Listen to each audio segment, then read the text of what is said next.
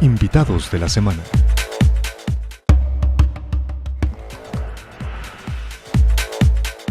Bienvenidos Alejandro y Carolina.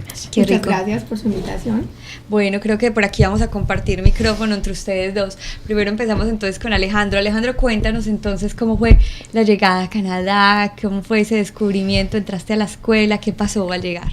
Pues para mí me pareció un poco fácil porque, bueno, en el colegio que yo estaba, en que yo empecé, tenía muchos amigos que eran latinos, o sea, venían de todas las partes de España, tenía amigos colombianos y tuve un profesor que me ayudó mucho en el aprendizaje del francés y así pude tener amigos de aquí y me fue muy bien, no tuve problemas. ¿Cuánto tiempo te demoraste para aprender el francés, por ejemplo? Digamos, para poder comunicarte con tus amigos. Un año. Un poco menos. Un poco menos de un año. No me tardé mucho en aprenderlo. Qué bueno.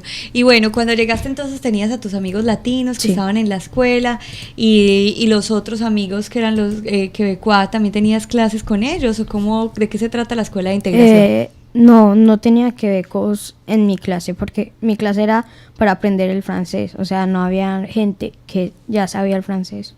Solo eran latinos, algunos árabes, de todas las partes. Bueno, y hablemos de lo que sucede en otras escuelas, que no es solo la situación de Canadá, en Colombia también. Muchos jóvenes se pelean en las escuelas, que pues es normal, la cuestión de la adolescencia. Diferencias. ¿Y tú cómo ves acá? ¿La gente se pelea también en la escuela? ¿Se golpean? ¿Cómo funciona acá para controlar esa violencia en las escuelas? No, en mi escuela no tenemos violencia. Es decir, ¿los niños no se pelean? Bueno, no, es muy raro que se peleen. Es decir que... O sea que casi no tienes problemas con los amiguitos, los compañeros. No, casi no. ¿En qué curso estás ahorita estudiando? En sexto. Voy a empezar en sexto. Sexto, muy bien. Excelente, ya estás vas a empezar secundaria. No, pero ya voy a empezar el sexto, el sexto de primaria. Es el último año de primaria. Muy bien. Excelente. Y bueno, cuéntenos la mamá que está aquí con nosotros, ¿cómo le ha ido a su hijo? ¿Cómo ha sentido ese cambio? Porque me imagino que usted también tenía miedo de que el niño, al llegar aquí, ¿cuáles eran sus temores cuando llegó aquí? Pues sí, la verdad que sí tenía temor, sobre todo con el idioma. Decía, Dios mío, ¿será que el proceso será un poquito más largo? Pero no, Alejandro asumió súper bien pues como su rol, empezó a estudiar y fue muy fácil, por ejemplo, compartir con sus amiguitos. La experiencia me gustó mucho porque realmente él ya podía vivenciar que era tener amigos, por ejemplo, de otros países, otras culturas, otras religiones. O sea, no solamente era lo que le daban en el colegio, que existían, por ejemplo, se hablaba de la China, de Japón, pero realmente él iba a vivir con alguien, un niñito que venía de allá, le podía contar su cultura, le podía hablar sobre todo pues como de qué viven, qué sienten los niños, y él actualmente puede hablar de muchísimas cosas que no solamente le dio el colegio en Colombia o lo que yo le he transmitido, mi experiencia, sino que él puede vivenciar todo eso. A mí me parece excelente. El cuento, por ejemplo, que aquí ya se utilizan los 3 idiomas, él puede hablar español, el francés y está aprendiendo el inglés también, entonces es mucho enriquecimiento por mucho lado, que no solamente es lo que le da la mamá o la familia como tal, sino lo que el colegio y la misma sociedad le da a él. Hay algunas personas que dicen, bueno, de todas maneras, obvio que la decisión de emigrar es personal por algún gusto o algún deseo particular. Pero dicen, bueno, cuestión de educación, pues yo puedo meter a un hijo en una escuela bilingüe, puedo también tener a mi hijo que pues vaya a viajes al extranjero en escuelas privadas. Hay mucha diferencia en América Latina de la escuela privada y pública. Sí. En este caso, su hijo, ¿a qué tipo de escuela va aquí? Pública. A una pública. En este caso, usted, me imagino que conoce familiares que tienen escuelas privadas. ¿Usted ve alguna diferencia realmente en cuestión de educación?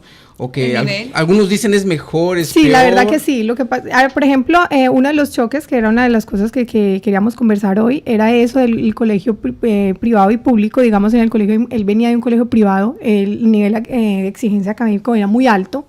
Eran niños que estudiaban mucho, niños que se le dedicaban prácticamente, salían a la 1 de la tarde del colegio y seguían estudiando en la casa, y era una cantidad de tareas, y hasta yo decía, Dios mío, ¿qué es esto? Cuando llegué acá, el hijo mío tiene una tarea de 10 minutos.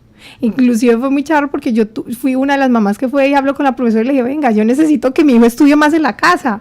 Y la profesora me miraba y me decía como, está loca, como ¿por qué? Y yo le decía, porque yo necesito que él aprenda más, yo necesito que tenga más disciplina, pues porque a mí me ha gustado estudiar y obviamente quiero que Alejo tenga un ritmo de estudio un poquito más alto. Y ella me dijo, no, señora, es que los niños van a la casa a descansar, los niños van a la casa a compartir con la familia. Es una cosa que nosotros en nuestra cultura no nos enseñaron. O sea, el niño llega y el deber en la casa y sigue estudiando y es darle una cantidad de información que a la larga no sabemos si es calidad en la información, y lo que están aprendiendo realmente justifica pues de que el tiempo con los papás estresen al niño, exacto, lo metan en una situación exacto, mayor conflicto. Aquí no, es más tranquilo, el colegio es más relajado, es como opcional. Por eso, por ejemplo, en el caso del colegio de Alejandro es más la literatura, el arte, que para nosotros la creatividad para nosotros es más relegada a esa parte como a ver, mucho más números, sí, y menos exacto, arte. Y más información que la geografía, que las guerras, que la que pasó, que cultura general. Aquí no, aquí el niño es más libre, aquí el niño se puede expresar, puede hacer lo que él quiera, los deportes es fundamental. Bueno, ya hablaremos en otro momento con otras personas que están acá como adolescentes para eso, pero solamente para terminar ese tema, algunos me decían la cuestión de la parte importante psicológica, que algunos papás me decían, pero Jesús, es que cuando en la vida te vas a defender, no va a ser por el aprendizaje que tengas, sino la creatividad que tengas para resolver un problema. Exacto. Y a los niños los utilizamos a que desde pequeños se entrenen a ser creativos, sino precisamente desde aprender.